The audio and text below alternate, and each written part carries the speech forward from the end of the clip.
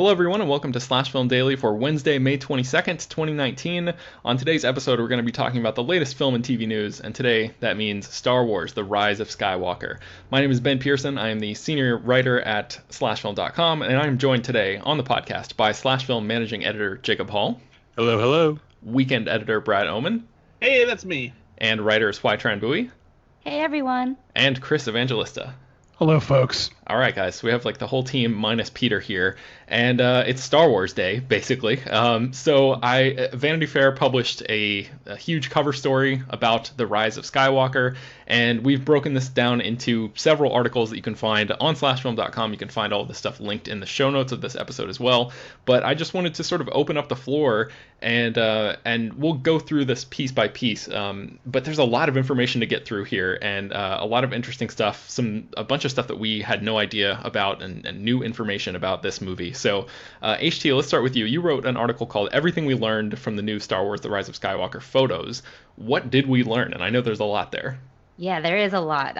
So first of all, we got introduced to several new characters played by Carrie Russell, Richard E. Grant, and we saw a few more looks of a new character played by Naomi Ackie as well. But the first one, Carrie Russell, is the most exciting because we learned her character's name, first of all, which is Zorii Bliss, who's described as a scoundrel who frequents the thieves' quarter of Kimi. I don't know if I'm pronouncing that right, so we'll see how it actually gets pronounced later. It's Kimiji. Kimiji? Okay. You don't speak Star Wars, HT? Come on. Anyways, she is... we see her first look in costume. It's sort of a dark purple suit that is a familiar silhouette, not unlike that of Bounty Hunter Boba Fett, except she has some brass detailing on her belt and around her collar, and a much more elongated helmet, I guess you would say. So that's a very exciting first look at her, and we don't know much about her character yet, except that she is described as a scoundrel who frequently blends into the shady cantina or the thieves' quarter, Kijimi. So Kijimi is a brand new planet, and this photo we don't have any of the Vanity Fair photos on slashfilm.com, but we'll link to the Vanity Fair stuff in this the show notes, so you guys can check those out if you somehow managed to miss them. They're all over the internet right now. But this is like a snowy planet. This is the first time we've seen this planet, right, HT? Yes. Okay. It's one of the few new planets that will be introduced in Star Wars: The Rise of Skywalker. The next one is Pisana, which is another desert planet, and that's the one that we've seen in some of the behind-the-scenes shoots that they showed at Star Wars Celebration. This is the one that they shot in Jordan's legendary Wadi Rum Valley, and this is supposed to be, I think, a site of a big battle, because we see the characters played by John Boyega and Naomi Ackie on the back of these horse-like creatures called Orbaks, about to go into battle. And then there are also some aliens who are residents of this planet called the Aki. That's a very Star Wars sounding name. It is. What else did we learn there? Well, we have a few other revelations, including that the Knights of Ren are back. We kind of knew that, but they are confirmed to be back. Vanity Fair had an interesting sort of tidbit that got corrected, so it may not be true, but the Knights of Ren were presumably the scene in the trailer fighting with Kylo Ren, but we don't know if that's confirmed to be the case. But that's something that is suggested in the Vanity Fair piece. And the other new character that I forgot to mention is Richard E. Grant's new character, Allegiant General Pride. This is a character that fans have speculated would be the father of Donald Gleason's General Hux, but that has not yet been confirmed. But they do share the same black sartorial fashion and dour expression, so who knows? But they're shown in this photo to be at the deck of Kylo Ren's destroyer, and it is confirmed that Allegiant General Pride is a commander of the First Order. And then there's also a photo of Luke Skywalker, right? Yes. This is something that is kind of putting the Star Wars fandom in a tizzy, but it might not be as it appears in the actual film, because these photos are shot by Annie Leibovitz, who has frequently worked with the Star Wars franchise in these big cover stories, but they aren't exactly accurate representations of what happens in the film. But it does confirm that Luke Skywalker will be making an appearance in Episode 9, whether it's a Force Ghost or memory or whatever. But in this photo, we see him next to R2-D2, of course, in his Last Jedi cloak and with fires surrounding them in the back. So that's the sort of tease that we get of Luke Skywalker's appearance. We'll see how he actually appears in the film. So in addition to the veteran cast member of Mark Hamill as the old school character of Luke Skywalker, we also have another old school character returning to this franchise, although of course sadly the actress is no longer with us, and that's Carrie Fisher. Chris, you wrote a piece about how this movie brings Leia back into the fold. What do we know? Right. So we already knew that the Rise of Skywalker was going to be using unused footage from The Force Awakens and maybe The Last Jedi of Carrie Fisher. And it just wasn't clear how much footage they were going to use, how they were going to use it, how much screen time her character was going to have. And while we still don't have definitive answers to that, the Vanity Fair piece has J.J. Abrams talking about how he went about using this footage, and he reveals that it felt wrong, first of all, to not have Leia in the film at all, but it also felt wrong to have a digital version of the character. So what he did was he started going back and rewatching that unused footage and then started writing the script around that footage, which is interesting and also makes me a little nervous because it sounds like he was like hampered by what he had, and rather than not use it at all, he changed the script so it would fit the character. But hopefully it'll all turn out well. But beyond that, we know that based on this interview with Abrams that the performance is entirely intact. There's nothing digital going on here. It's all actual Carrie Fisher. Obviously there's some shots where there'll be close-ups using a stand-in or a body double, but beyond that, every time you see Carrie Fisher in this movie, it's going to be actual footage of Carrie Fisher. And they even shot scenes to mimic the lighting that they used in the original in the Force Awakens. So they went to a lot of extremes to make sure this all lined up and doesn't look distracting, which is good because when I first heard this news, I was terrified it was going to end up like The Sopranos, where Tony Soprano's mom died and they like digitally put her head on someone else's body, and it looked really creepy and weird. And thankfully, they're not doing something like that for this. Okay, yeah, that is good to hear. And the idea of Abrams sort of being forced into a puzzle box of having to work backwards and figure all this stuff out is like, it's funny to me because he is like in our shoes almost. Like we're always the ones who are trying karma. To be. Yeah, exactly. Speaking of puzzle boxes, I want to jump back real quick because there's some confusion going on the internet. I think it's worth talking about here, which is that the Vanity Fair piece several of the pieces has updated two details. One for which they issued a correction, and one for which they didn't. And I think we should address those. Don't you think, Ben? Yeah. Go ahead. Well, the first one is that originally one article ended talking about how in the trailer we see Kylo Ren directly battling members of the Knights of Ren, and if you go back and look at the trailer, he is battling a guy in a black cloak who looks an awful lot like him, which suggests that he's facing an uprising, or suggests that he has turned good and is facing his own people. And also, one article specifically said that the Richard E. Grant character is Hux's father, and then was updated to say that it was rumored but hasn't been confirmed. So here's my question for the group here. Is this a case of Vanity Fair, a major outlet, getting these details incorrect? Or is this a case of Vanity Fair breaking into that mystery box of J.J. Abrams just a little bit too much and getting slapped in the hand? Yeah, Brad, what do you think? Yeah, I mean, it's tough to say because they could have easily been going by what has been said on the internet before and making an assumption like they have before, but you would think with all the information they have that they wouldn't make such a mistake like that when they're putting brand new information out there for people to accept as fact. So I wonder if maybe there was a couple little details in here that they thought that they could include, but then they were told that they weren't allowed to afterwards, though it does seem odd that they blatantly pointed out that they had to make a correction to the Knights of Ren article, but not for the General Hux one, because the General Hux one seems far more innocent of a correction to make rather than the Knights of Ren one, which could be considered a spoiler, depending on what it means for Kylo Ren and the Knights of Ren. Mm-hmm. So yeah, I'm really not sure. It's very, very odd. Anybody else have any other thoughts about this? Lucasfilm got mad at them. I'd put money on it. Yeah, it sort of seems that way, but I don't know. I wonder if we'll ever get the real story there. Let this be a lesson, Lucasfilm. Give us the exclusives instead. To hell with those Vanity Fair dorks. So we can actually run the photos. The camera on my iPhone is just as good as anything Annie Leibovitz has. That's right. It should be noted that hack.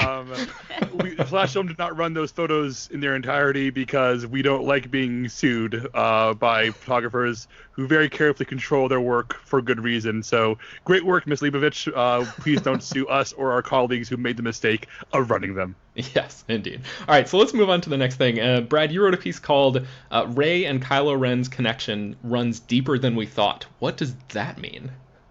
Well, it's difficult to say. It's kind of intentionally vague, but there has been an indication in this story from an unnamed source that Kylo and Rey share some kind of connection beyond, what we've seen so far in the movies, and that could mean a variety of things. There have been some theories thinking that maybe Rey's parentage, as dictated by Kylo Ren and seemingly accepted by Rey, wasn't really the truth, and that maybe her parents will give her some kind of tie to the Skywalker bloodline.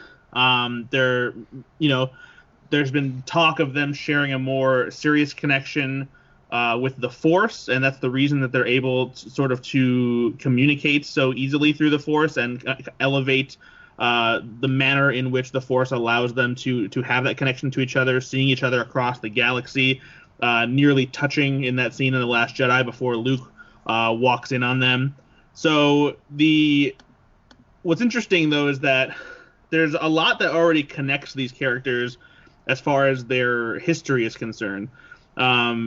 When Vanity Fair did interviews with Adam Driver and Daisy Ridley to talk about their characters in this movie, both of them kind of touched upon the same kind of things in their characters' childhoods that are very similar. Both of them kind of grew up without parents, but in different ways. Rey's parents have obviously been gone since she was very young, presumed to be buried in a pauper's grave on Jakku. Meanwhile, Kylo Ren's parents weren't really around much because they are kind of career heroes, and that made him feel kind of neglected and alone and not really managed in the way maybe that he should have, which allowed him to turn to the dark side and be easily manipulated by Snoke, despite even Luke teaching him. Mm-hmm. So both of them kind of have this kindred spirit connection to each other where they grew up the same and they each know what it's like to be alone. But the key difference comes in the fact that Rey has constantly been searching for a way to belong, and Kylo Ren keeps trying to distance himself from the people who, actually do love him and, essentially gave him his life. So there's an interesting dichotomy and also similarity between these two characters that I think links them in that way. But I feel like based on that piece of concept art that got released not too long ago, that's the cover of the art of Star Wars: The Rise of Skywalker, that the Force connection between them is something that will keep growing and maybe escalate to a much larger level in this movie. Jacob, do you think we're looking at a bloodline connection here, or do you think it's more general than that? If it's a bloodline connection, I riot. I do think that Abrams was setting up a bloodline connection in the original Force Awakens. However, I think post-Last Jedi, I think we're looking at something different, and he's pivoting, but we shall see. All right, let's move on to another really interesting piece that HT wrote about how J.J. Abrams apparently, quote, went renegade when he was making this movie. HT, what does that mean within the context of a Star Wars film? Well, speaking of pivoting, J.J. Abrams, The Force Awakens was beloved and acclaimed for, walking that line between paying homage to the original trilogy and introducing a new generation of characters. But it is known for being more of a sort of nostalgia trip than anything that Rian Johnson did with Last Jedi, which just kind of threw everything out the window. And J.J. Abrams said in this Vanity Fair piece that he was actually somewhat inspired by or emboldened by Rian Johnson's revolutionary approach, and basically said, quote, having seen what Ryan did made me approach this from a place of instinct and gut. I was making choices I knew I would not have made on 7, some story-wise, but more in terms of directing. And he talks about how he says, working on 9, I find myself approaching it slightly differently. It felt slightly more Renegade. So it seems that he's taking a few more creative liberties and not finding himself as beholden to the Star Wars franchise and the Star Wars fandom as he was with Episode 7, which is encouraging for those of us who were a little bit hesitant about Abrams coming back and maybe, pulling back what Rian Johnson did with Last Jedi. But here it seems that he is testing his own limits a little bit more. Yeah, Chris, does that give you any more hope for this movie? I think you're probably the most hesitant among us in terms of Episode 9 even existing in this form. We'll see. I look, no offense to J.J. Abrams, who seems like a really nice guy, but I picture his version of going rogue being like, I didn't wear socks today, like something really nerdy and dorky, and it's not actually that roguish, but we'll see. It's an encouraging quote to see him say that, and I sure hope the internet doesn't read that because they'll be very angry. But look, I said this before. I'm going to see this movie no matter what. I really hope it turns out for the best, but I also really hope it's not like 2 hours of him retconning the last movie, or else I'm going to be really depressed. Brad, you wrote a piece later this morning, or I guess earlier this morning, later in the day, about how the revelations that we learned today have sort of fleshed out some things that we saw in the teaser trailer. What can you tell us about that? Yeah, well, the Knights of Ren one was kind of a big one, but now we're not exactly too sure about how that's going to play out. But we do get to see, or I guess hope maybe theorize about some other things now that we know about new characters and new locations. For example, there's a shot in the trailer where you see a ship flying towards a kind of a small city in the mountains that are covered with snow, and it's at night. And now that we know that Carrie Russell's bounty hunter character has been on this new planet Kijimi in the Thieves' Quarter, and we see what that looks like, where it kind of there's a link there that makes it possible that this ship, which looks a lot like the ship that left Rey behind on Jakku, has some kind of link to Zori Bliss, and by association, there's a chance Zori Bliss may know something more about what happened to Rey's parents. It's assumed that something a little bit more will be revealed about her parentage in that past, and so maybe some questions will be answered with this character if that ship, ends up in her vicinity on that new planet.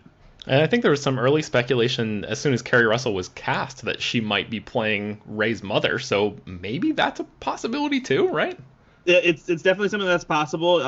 She's a character who's obviously trying to hide her identity, so if maybe she's Rey's mother and she faked her death and has been, in hiding this whole time, that's not out of the realm of possibility.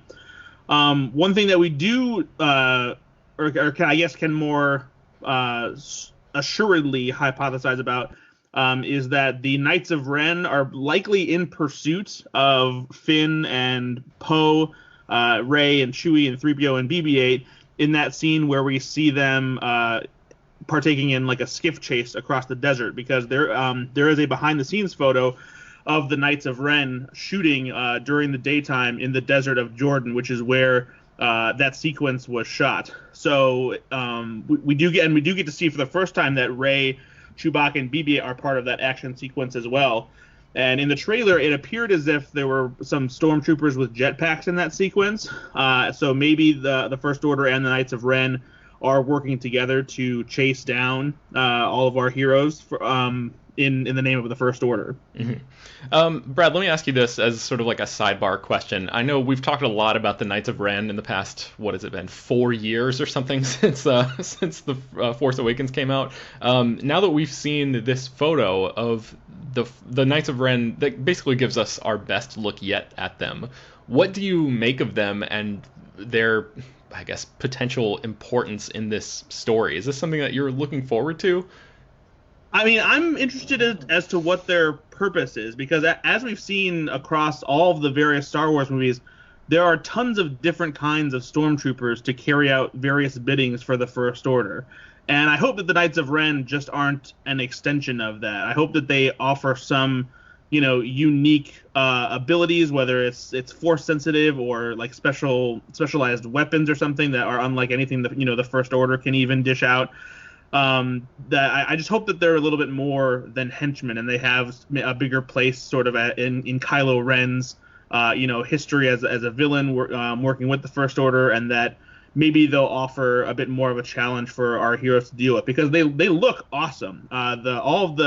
They have a variety of different weapons, from blades to one has like a big blaster mounted on their arm, axes and all this stuff. They kind of look like a cross between Mad Max Fury Road characters and Sith Lords, which is a pretty cool combination. So I'm hoping that they have something cool to do in this movie. Yeah, I am so burned out on the concept of the Knights of Ren because of how terrible the internet has been and how the speculation machine has been, driven into overdrive over the past few years.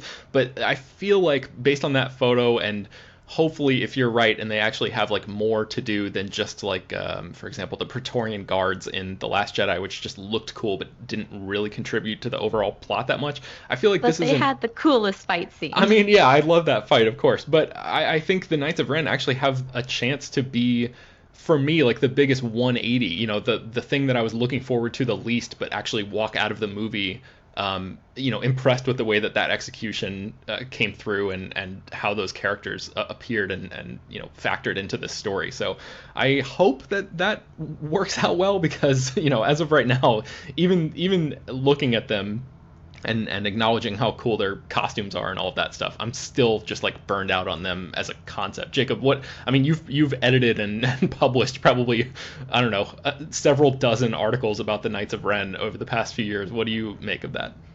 I just think it's hilarious that they're set up as being a big deal, and Force Awakens even mentioned the opening crawl, and then Rian Johnson did nothing with them at all in his movie, and now they're like back, like J.J. Abrams saying, "Why didn't you take up this thread I planted for you? Why?" And now he's making a big deal out of it. I don't really care either way at this point. I'll see how it turns out. I think it's really, really funny that this footnote has reemerged, and they're going to try to make them seem important in the last chapter. And then, Brad, there was one other thing that I was hoping you could talk a little bit about. There's a video that was associated with that Vanity Fair published that was sort of associated with this cover story, and there was a screenshot that you grabbed from there of Daisy Ridley's Rey standing on an interesting looking surface. What do you think that says about where this movie could go? Yeah, so the video itself has that shot of Rey with a prop lightsaber in her hand, and the surface she's standing on is a very industrial sort of rusted metal surface, as lots of water splashes around her, and that ties in with two photos that Vanity Fair released, shot by Anne Leibovitz, with Kylo Ren and Rey standing in front of each other, their lightsabers ignited and drawn as water splashes around them on this same industrial surface. And it seems as if this is likely a tease of what will be a lightsaber battle between them, that I'm presuming will happen in the remains of the Death Star that we see at the end of the Rise of Skywalker trailer. Because as we see in that trailer, that huge chunk of the Death Star is lying in the middle of a large body of water. There's waves crashing near the cliffs where the characters are standing. And it would be kind of a cool way to bring a little bit of nostalgia by having a lightsaber battle in the remains of the Death Star, while also putting them in the middle of an environment that we haven't seen a lightsaber battle take place before, with the sort of these waters raging around them. Mm-hmm. So I'm anticipating that there's probably some climactic battle that will happen here on the Death Star once again.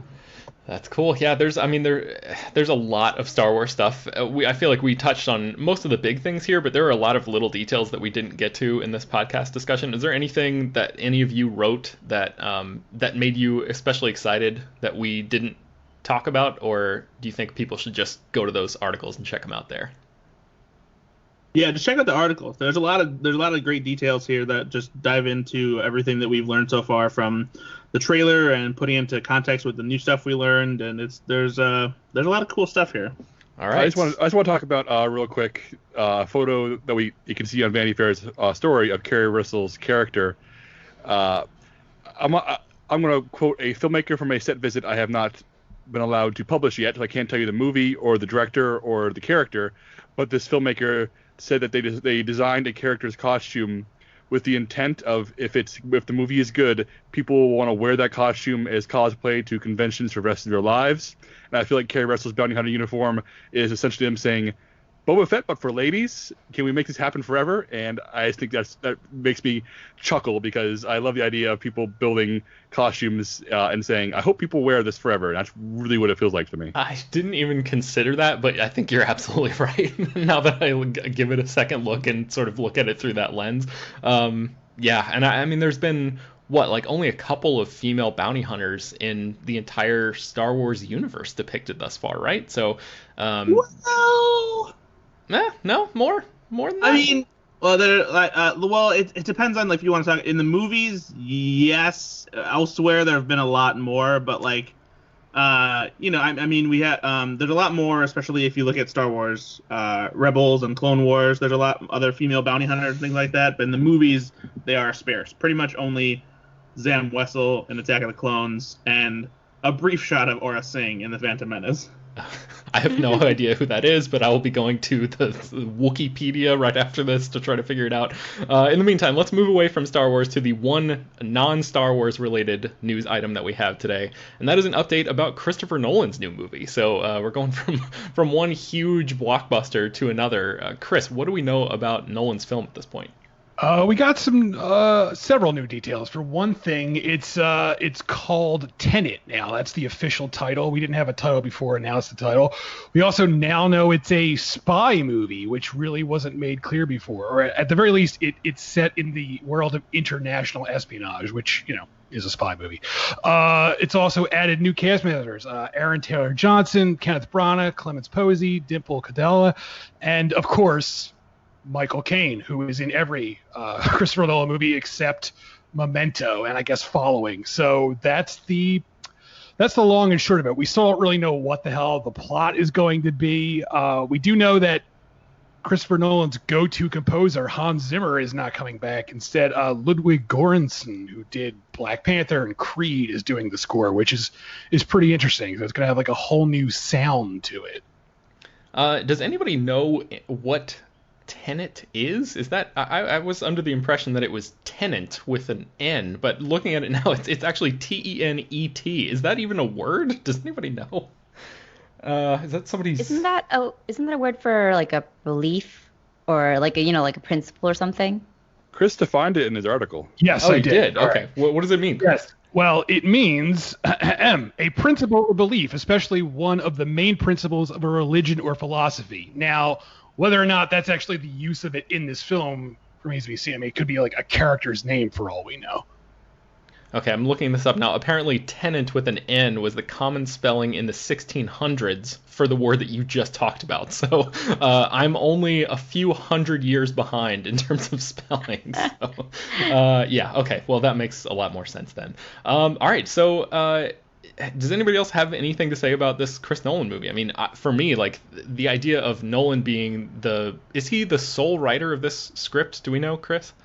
Yes, he is. That's correct. Okay. So I think this is the first screenplay that he will have written all by himself since Inception. Yeah. God, I really should have looked this up beforehand. Sorry. I think that's correct. Let me double check this. And no, that is not correct. He actually wrote Dunkirk by himself, so I'm wrong. I was thinking that this might be the first one since Inception, which is, sort of an espionage movie of a different type in its own way. And but yeah, regardless, I mean, the fact that this is a passion project for him and a personal thing. I wasn't as crazy about Dunkirk as a lot of people were, but the idea of him getting back into what sounds to be sort of a Bond-esque action-adventure story sounds pretty exciting. Jacob, you were talking earlier about how Nolan has been wanting to do a Bond-style movie for a while, right? Yeah, for as long as I can remember, he's mentioned in interviews about wanting to make a Bond movie and being inspired by Bond movies growing up. But James Bond movies never want a director like Nolan. They tend to stick toward, dependable, sturdy, workhorse-like directors, which is why the new film being directed by Carrie Joji Fukunaga is so odd. But anyway, I remember specifically around Inception, Nolan talking about all the the third layer of the dream with the complex in the snow and the bad guys on skis. He was very much inspired by his love of Bond films. So as a British filmmaker growing up, watching James Bond movies in England, he clearly had that itch he needed to scratch. And the idea of him making an action movie, a worldwide espionage spy movie, feels like him really scratching that itch. Yeah, for sure. I'm excited about that. All right, so I think that's going to bring us to the end of today's episode of Slash Film Daily. There are too many of us here to list off where everybody can find us, but just go to slashfilm.com. You can actually click all the links in to the stories that we talked about today in the show notes of this episode. Slash Film Daily is published every weekday, bringing you the most exciting news from the world of movies and TV, as well as deeper dives into the great features you can find on the site. You can subscribe to this show, Slash Film Daily, on iTunes, Google Podcasts, Overcast, Spotify, all the popular podcast apps, and be sure to send your feedback, questions, comments, and concerns to us at peter@slashfilm.com and leave your name and general geographic location in case we mention your email on the air. Don't forget also to rate and review the podcast on iTunes. That really does help us out a lot. If you just take like 2 minutes and do that, we would be very grateful. Tell your friends about the show. Spread the word any way you can. Thanks for listening, everybody. We'll talk to you tomorrow.